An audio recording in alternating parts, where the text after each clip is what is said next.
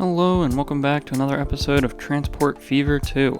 We're here in Brookshire County, flying over our newly made logging area, and in this video, we're going to add some detail to our coal mines that you can see farther back, and then we're going to try to start setting up some of these lines so we can get some resources moving. And so this is the coal area that we're going to add some detail to. We're going to do something similar to the iron mine. We probably won't be using these industries. We'll probably end up using freestyle industries so that fits the look that we're going for. But we'll get this built up. We'll make our connections by road. We'll also make our connections by road to the sawmill. The steel mill already has it. And then I think once we have all that, we can start setting up truck lines to begin moving these resources around, since especially the iron mine, it's going to take a while for those trucks to make their way all the way over to the steel mill and back. And so pretty much as we've been doing the past few videos, let's get right into detailing these coal mines, and then we'll be back once it's finished and ready to go.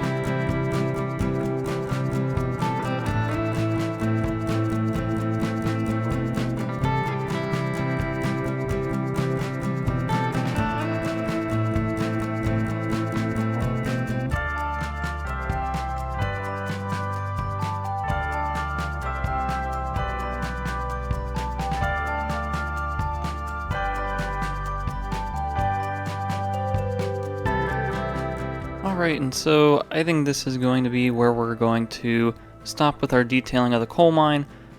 There's a little bit more we can do here. There's plenty of assets we can place in this area, but I think we're going to hold off so that we can still fit in setting up some of these lines within this video. But overall, I think this coal mine came out really well. We have this lower portion which actually goes almost all the way down to the water level. You might have seen a few times we run into that issue, but I'm really happy with how this looks. I think this cliffside really makes for a nice backdrop of this. I guess this is sort of like a pit mine type of thing, similar to what we did with the iron mine, but I'm pretty excited to see how this will turn out, and we should be getting some trucks coming in and out of here pretty soon. And so let's start off at this coal mine and place down some stops so we can move things out of here. I think we're going to do the same that we're going to do in a lot of our other mines, which is have a larger, more central station up here, and then have a line coming from this one to drop off here, a line from this one to drop off here, and then we'll have another line which takes it away from the coal mine. So let's just come through and we'll set this up. It's going to be a little tricky, it seems, to get this to fit exactly how we want it to, but hopefully it shouldn't be too hard to do that once we set everything up correctly. So we'll get this placed right here. We should be able to get another one placed right next to this other industry right here. And then as for what we want up in this area, this is going to be pretty crude at the moment, but I think we could probably do something like this. I'm not a huge fan of this road here, but I don't think there's anything we can really do to change that. But what we can do is change this road at least so this sort of matches it. When we come back and add more details later, we'll make this station look nice and everything, but for now I think this will be okay. And then, just so we don't have to wait forever for vehicles to come, we're just going to temporarily place a road depot right here next to our steel mill. And so then it won't take too long for these trucks to get to all the locations they need to. And taking a look at our trucks, we still don't have too much unlocked, but we'll continue using these dump trucks. I think these fit pretty well for a mine type setting. We'll get 15 of those, and I think we're going to do 15 vehicles for each line coming up from the coal mine. So we'll start here, come up here, and we'll set things properly so we don't run into any issues. So everything looks good there. We'll come back and we'll get 15 more trucks and set that up on the other line. And now what I want this line to do is actually use this other road. I was hoping the way we had it set up would naturally allow for that to happen. Unfortunately, it seems like it's not, so we're going to have to add a waypoint, which we should just be able to add right there. And then we can come back, manage this line, and we should be able to see we can easily do that. Now we do have to add one in the other direction as well, so that we can send it back that way on the return trip. And I think that will work out pretty well. Then what we're going to need to do is set up a truck stop over here, and let's just go with one of these larger, more generic ones. We'll make it fairly large. Again, a lot of these truck stops are going to be temporary until we can come back through and replace them. We just want to start getting some materials moving around across this portion of the map. So let's go with a generous 40 trucks to bring the coal in from this station at the coal mine all the way out to the steel mill. And so it's going to take a while before these trucks can get there and start doing anything, so we are going to have to just move on, and we'll check back in on these trucks later on near the end of the video. But I think next let's move on to our iron mine here.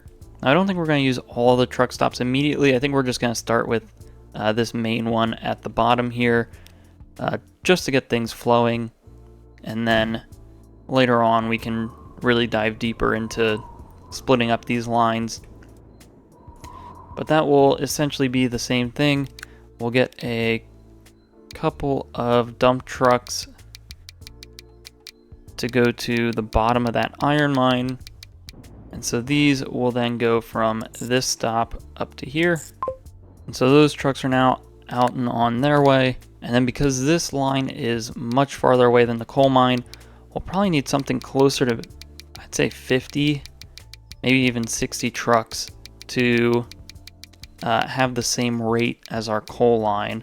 But we'll start out with 50. We can always easily add more. Taking away would be a little bit annoying, but those will go from there to here. And it is taking the intended way, just in case if there wasn't one that we noticed. Alright, so now that we have our trucks heading out to all of their mine locations for the steel mill, let's set up the sawmill real quick.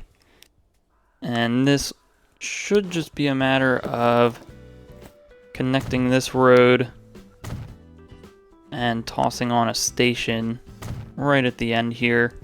And so I don't think we're going to send anything to the machines factories just yet, just because those don't really have an end point at the moment. I believe we'll still be able to move the coal, iron, and logs since the base industries produce no matter what.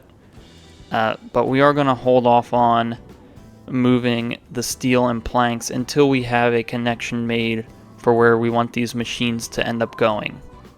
Alright, so then I believe the last line we have to set up here is our forest line. I'm okay with this just being the overall pickup for this industry. I don't think we need to split it up like we did with the iron and coal mines.